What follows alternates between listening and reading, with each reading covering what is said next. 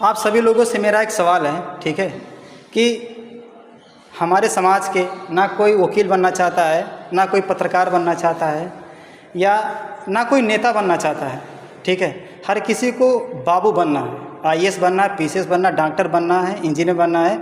तो और हम ये रोना रोते हैं कि हमारा कोई बात करने वाला नहीं है, हमारे लिए कोई लड़ने वाला नहीं है। आखिर कौन आएगा? हमें अपने बीच से तो निकल के अपने हक, अपने अधिकार के लिए लड़ना पड़ेगा ना। आखिर इसकी वजह क्या है, आप लोग बता सकते हैं? जी बिल्कुल। जैसा कि आपका सवाल बड़ा अच्छा रहा कि भाई लोग जो है ये नहीं चाहते कि हमारे बीच से कोई नेता निकले, कोई अन्य वकील निकले। इसका सबसे बड़ा रीज़न ये है कि ये हमारे समाज की ये दूसरी पीढ़ी है जो पढ़ाई लिखाई से नहीं है। सबसे जो हमें बड़ा कारण समझ में आता है ये आता है। लोग तो ये चाहते हैं कि भगत सिंह पैदा हों, हमारे भी समाज में भगत सिंह पैदा हों, लेकिन पड़ोसी घर में रिस्क लोग लेना नहीं चाहते हैं। उसका कारण ये है कि पढ़ाई लिखाई को केवल सरकारी नौकरी तक सीमित कर देने का जो नज़रिया समाज का है वो इसका सबसे बड़ा जिम्मेदार है। लोग समझते हैं कि अगर पढ़ लिया नौकरी नहीं पाया तो नकारा हो गया, जबकि ऐसा नहीं है। अगर जो पढ़ लिख ले रहा है बच्चा, जो भी व्यक्ति पढ़ रहा है, जिस क्षेत्र में जाएगा, जिस फील्ड में जाएगा, वो अपनी बात मजबूती से रखेगा। लेकिन जो परसेप्शन बना लिया गया है वो ये बना लिया गया है, वो अगर पढ़ रहे हैं तो नौकरी पाइए।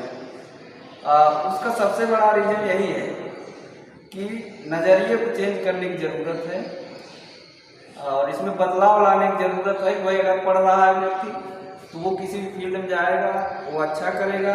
और एक समाज को चलाने के लिए बहुआयामी चीज़ों की ज़रूरत होती है। आप नौकरी पा के ही सब कुछ नहीं कर सकते, इसलिए जो है इन फील्डों में भी जाना आवश्यक है। चलिए, उस पर आपका क्या राय है, आप बताइए ज़रा। तो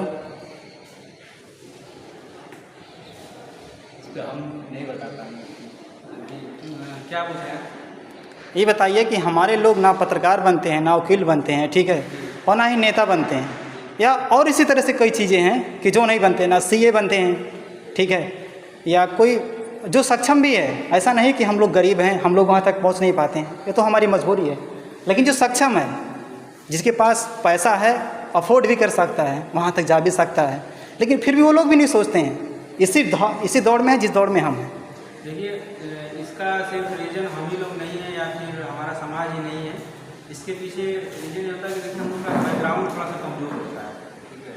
बैकग्राउंड कमज़ोर होने की वजह से हम लोग सेफ जोन में खेलना चाहते हैं, मतलब हम लोग रिस्क लेना मतलब नहीं चाहते हैं। नहीं, वही चीज़ तो मैंने आपसे बताया कि चलिए ठीक, हमारी तो मजबूरी है, हमारे पास उतना इनकम नहीं, हम अफोर्ड नहीं कर सकते। लेकिन जो अफोर्ड करने लायक है, हमारे लोग में ऐसे भी हैं, कुछ लोग अधिकारी हैं, कुछ लोग डॉक्टर हैं, कुछ लोग इंजीनियर हैं, वो लोग भी नहीं सोचते हैं। वजह क्या है? नहीं, ऐसा नहीं कि सभी लोग नहीं चाहते हैं, लेकिन कुछ यदि सभी लोग इस चीज़ से मतलब छूते रहते तो बहुत सी चीज़ें, बहुत लोग, बहुत नेता हैं, बहुत वकील हैं, सुप्रीम कोर्ट से लेकर अभी देखिए ईडब्ल्यूएस का मामला, उसमें हमारे समाज के 10-12 वकील हैं और जाने माने वकील जिनकी पर डे की फीस 2 लाख 2.5 लाख रुपये है, वो लोग मतलब उस चीज़ को लड़ रहे हैं। अपने समाज में हैं लोग, लेकिन अपने समाज की यही एक मतलब मजबूरी है कि हम लोग का बैकग्राउंड अच्छा नहीं होता, इसलिए हम लोग सेफ जोन में खेल के जल्द से जल्द पहले सेटल होना चाहते हैं। और भैया भी बता रहे थे कि ये भी चीज़ जो समाज में है, यदि आप पढ़ रहे हैं और भले आप ग्रुप डी की नौकरी ले लीजिए तो समझ रहे हैं नहीं ये लड़का पढ़ रहा है, पढ़ा होगा तभी नौकरी पाया। यदि आप नौकरी नहीं, कितना भी पढ़ लीजिए, यदि आपको नौकरी नहीं मिलती है तो समाज के लोग भी आपको उसी तरीके से देखेंगे जैसे लगा कि मतलब आप पढ़े लिखे नहीं है, बस वही 3-5 किए हैं जाके वहीं पे। और यही कारण है कि मतलब ये नज़रिया फिर कैसे बदलेगा? ये नज़रिया बदलने के लिए समाज को बदलना पड़ेगा। हम भी तो बदल सकते हैं। हाँ, हम लोग बदल सकते हैं। तो बदलने के लिए पहले हमारा वही आर्थिक स्थिति जब हमारा कमजोर रहेगा, बैकग्राउंड हमारा कमजोर, तो बैकग्राउंड हम अपना मजबूत करेंगे, फिर हमारे अगली आने वाली पीढ़ी जो होगी उसका यदि बैकग्राउंड मजबूत हम लोग किए रहेंगे तो रिस्क लेंगे, क्यों नहीं लेंगे? रिस्क लेने से तो बहुत ज़्यादा फायदे होते हैं, बहुत ज़्यादा फायदे होते हैं। चलिए जी, लेना आप बताइए, उस पर आप क्या कहना चाहते हैं?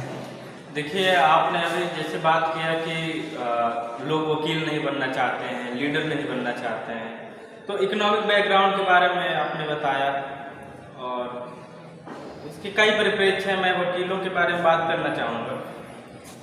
वकीलों की स्थिति ये है, ऐसा नहीं है कि शुरू से लोग वकालत को लेकर के निगेटिव थिंक बनाते रहे हैं, लेकिन वर्तमान समय में अब ये है कि वकीलों की संख्या में वृद्धि हो रही है। लेकिन एक कारण इसका और भी है जो वकालत को हमारी तरफ निगेटिव परिप्रेक्ष्य में देखने के लिए मिलता है। उसका कारण ये है कि न्यायपालिका के अंतर्गत वकील और जज दोनों आ जाते हैं। वकील जहाँ तक है ना, अगर कोई निम्न तबके का आदमी वकालत के फील्ड में अपना कैरियर बनाना चाह रहा है तो उसको उसके पीछे इतना घूमने के लिए कह दिया जाता है, या तो आप इस बात से भली भांति वाकिफ होंगे कि न्यायपालिका निष्पक्ष नहीं है और न्यायपालिका ऐसे ऐसे निर्णय आपको दे देगी जिससे कि आपका करियर तबाह हो जाएगा, या तो फिर कोई बड़ा वकील ऐसा होगा जिसको आप ये सोच लें कि उसके पीछे लग करके हम भी अपना करियर बेहतर बना सकें, तो वो चीज़ आपको नहीं मिलेगी क्योंकि उसके पीछे लगने वाले तमाम हैं और उन तमाम में हो सकता है आप अकेले हों एससी कैटेगरी से या दलित तबके से, तो इस वजह से आपका करियर भी वहाँ पे तबाह होने का ज़्यादा खतरा होता है। सेफ जोन लोग सरकारी नौकरियों में इसलिए जाना चाहते हैं क्योंकि यहाँ पे एक ये सेफ जोन है कि अगर यहाँ पे हमारी मेहनत पर डिपेंडेंट है सारी चीज़ें, अगर हम सही से मेहनत कर पा रहे हैं तो निकल सकते हैं, ज़्यादा चांसेस है हमारे, लेकिन वहाँ पे हम मेहनत करने के बाद उस पर डिपेंडेंट है कि वो हमें उठा करके बढ़िया प्लेटफॉर्म दे पाएगा, देगा या नहीं देगा।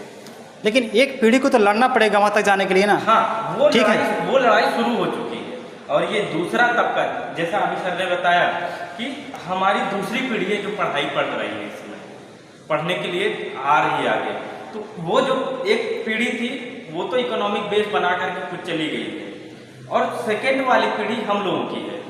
अब हमारे क्षेत्र से हम लोगों की पीढ़ी से वकालत के क्षेत्र में भी लोग आगे बढ़ रहे हैं, राजनीति के क्षेत्र में भी नए नए चेहरे उभर के सामने आ रहे हैं, ऐसा नहीं है, लेकिन वो चीज़ों को आने में जैसे जैसे समाज आर्थिक रूप से मजबूत होगा वैसे वैसे सारी चीज़ें आगे बढ़ती जाएंगी। इसके लिए ये है कि हमें निरंतर इस चीज़ में अग्रसर रहना पड़ेगा। लेकिन अभी तो आप मानते हैं कि मतलब ना के बराबर है। हाँ, ना के बराबर है, ना के बराबर इसलिए जैसे अभी आपने कहा कि ये सारी चीज़ें ना के बराबर, तो ना के बराबर तो हमें आज इनकी हमारे महापुरुषों के प्रति हम लोगों में जागरूकता भी ना के ही बराबर है। जिस दिन हम उनको पूरी तरह से आत्मसात कर लेंगे ना, उस दिन इस देश में शासन सत्ता और हर जगह पे हम लोगों का बहुजन जो होगा, जो मतलब कि एक जो कचरा बिनने वाला भी वो अपनी बातों को सामने रख पाएगा, वो दिन देखने को आपको मिलेगा जिस दिन इन महापुरुषों की विचारों को हम आत्मसात कर लेंगे और उस स्थिति तक पहुंच जाएंगे। ठीक है सर, आप उस पर क्या बोलना चाहते हैं?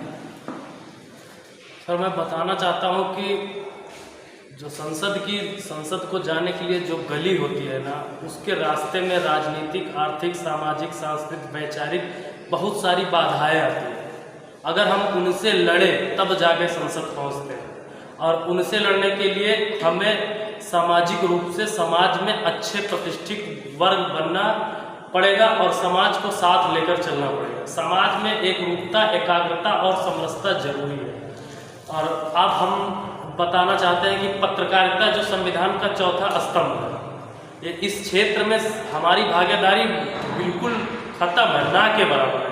तो इस क्षेत्र में हमें सर्वप्रथम सबसे अच्छी पकड़ और भागीदारी बनानी पड़ेगी। अपने बीच के युवाओं, छात्रों, व्यक्तियों को, समाज के जो पढ़े लिखे विशिष्ट व्यक्ति हों, वो पत्रकारिता में अच्छा खासा अपना अनुभव और अपने ज्ञान का प्रसार कर समाज का रिप्रेजेंट कर सकते हैं। समाज को उस जाके तबके को बता सकते हैं, सिखा सकते हैं। चलिए ठीक है, लेकिन आप उस पर क्या सोचते हैं?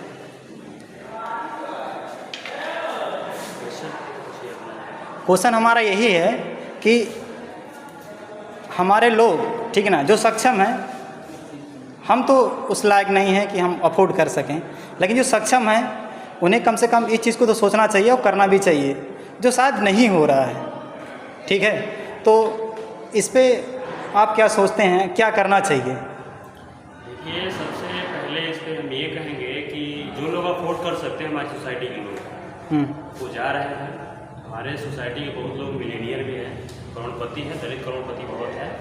और रही बात एडवोकेट की, तो पहले नहीं है लेकिन अब लोग पहुंच रहे हैं। आप सुप्रीम कोर्ट देख लीजिए, किसी भी स्टेट के हाई कोर्ट में चले जाइए, वहाँ अपने समाज के वकील हैं। हाँ, कम होने का रीज़न ये है कि हमारा जो इकोनॉमिक ग्राउंड है, आज़ादी 1947 में मिली है, उससे पहले हमारी सोसाइटी का स्टेटस क्या है और अब क्या है, आप कंपेयर कर सकते हैं। तो पढ़ने वाली जो हमारी दूसरी जनरेशन है, तो आप जो समाज इतना दबाया गया हो और उसकी पढ़ने वाली सिर्फ दूसरी जनरेशन है, तो इतना ब्लंडर चेंजिंग आप नहीं कर सकते, एक्सपेक्ट भी नहीं कर सकते आप। लेकिन जितना एक्सपेक्ट लोग करते हैं उतना हो नहीं पा रहा है। इसलिए नहीं हो पा रहा है क्योंकि हमारी सबसे बड़ी रीजन सिर्फ और सिर्फ यही है कि हमारी सोसाइटी में जो मोस्ट पॉपुलेशन है वो इकोनॉमिक रूप से बहुत कमज़ोर है। और रही बात इसमें जाने की, जैसे आप बोल रहे हैं कि पॉलिटिशियंस बनने के लिए, तो राजनीति में जाने के लिए आजकल जो जितनी भी पॉलिटिकल पार्टियाँ हैं उसमें जाने के लिए जानते हैं बहुत मोटी मोटी रकम देनी पड़ती है। तो हमारे पास उतनी शक्ति नहीं है कि हम जा सकें। फिर भी लोग जा रहे हैं जिनके पास अफोर्ड कर सकता है, चाहे जो अपने विचारों के बल पर पहुँच रहा है। धीरे धीरे चेंजेस हो रहा है, चेंजेस आएगा, डेफिनेटली आएगा। अच्छा, आप कह रहे हैं क्षेत्र में हमारे लोग पहुँचेंगे, वो दिन दूर नहीं है जहाँ कब्जा मिलेगा हमारा।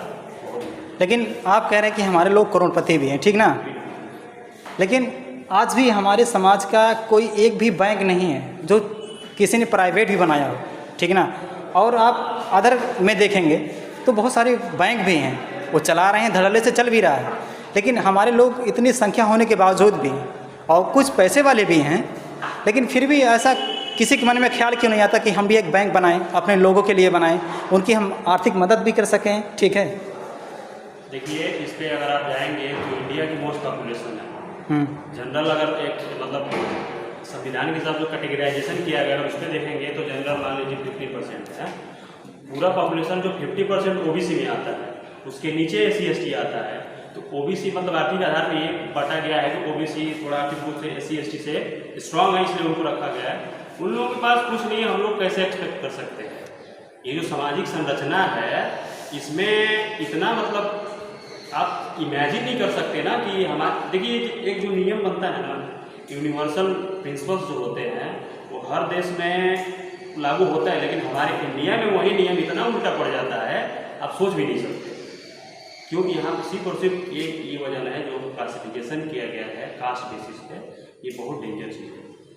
मतलब हमारे लोग में जैसे हाँ कुछ समाज निचले वाले समाज के लोग अगर पहुँचना भी चाह रहे हैं, तो पहली बात तो उनका बैकग्राउंड अच्छा नहीं है, दूसरी चीज़ ये कि ऊपर से दबाया भी जा रहा है कि तुम नहीं आ सकते। लेकिन ठीक है, आपने सारे रीजन्स हैं। लेकिन आपने कहा कि जो ओबीसी समाज है वो सामाजिक और आर्थिक रूप से थोड़ा सा हमसे सशक्त जरूर है, ठीक है, वो भी नहीं इस बात को सोचता है, ठीक है। तो हम कैसे सोचेंगे हम, जबकि उनसे आर्थिक, सामाजिक और राजनीतिक भी हम उनसे नीचे हैं, ठीक है। लेकिन फिर भी तो हमें कुछ तो सोचना पड़ेगा इस पर। बिल्कुल सोचना चाहिए। ठीक है। और देखिए धीरे धीरे फील्ड में, हर फील्ड में लोग जा रहे हैं। तो इतना जानते हैं ना, हमारे समाज का जो स्टेटस है बहुत ज़्यादा, जैसे कोई एक्सपेक्ट कर ले कि ब्लंडर चेंजिंग आ जाए, तुरंत हमारे लोग जुडिशरी में पहुंच जाए, तुरंत मतलब पॉलिटिशियंस बन जाए, तो थोड़ा लोग पहुंच रहे हैं। हमारे समाज की मान लीजिए देखिए 4 बार मुख्यमंत्री रह चुके हैं सुश्री में आपकी, तो लोग पहुंच रहे हैं। कांसीराम रह चुके हैं, उससे पहले बाबा साहब रह चुके हैं, फूले। लेकिन ये भी तो सच्चाई है कि अब बसपा तो लगभग एक भी सीट पे आके सिमट गई है। इसका भी तो, इसकी क्या वजह हो सकती है? देखिए इसकी वजह बहुत ज़्यादा कहा जा रहा है कि जैसे इस टाइम जैसे लोगों के द्वारा कहा जा रहा है कि जो हमारी पार्टी है वो चुनाव जीतने के लिए नहीं लड़ रही है।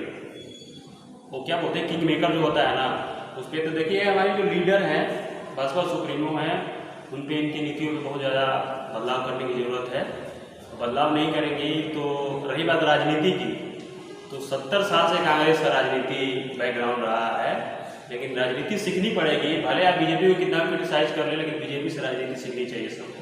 ये राजनीति कैसे करते हैं इन्होंने सिर्फ 8 सालों में बता दिया। 70 साल की राजनीति को उन्होंने इतना कुछ कर दिया है, देख रहे हैं कि नहीं। राजनीति भले 70 साल से कांग्रेस कर रही है, लेकिन उन्होंने 2014 के 2022 से उन्होंने सिखा दिया कि राजनीति कैसे करते हैं। इतना तो है कि हमारे अंदर कमियां तो है ना, बिल्कुल बहुत और उसी कमियों को हमें सुधारना है बिल्कुल और संवारना है, ठीक है।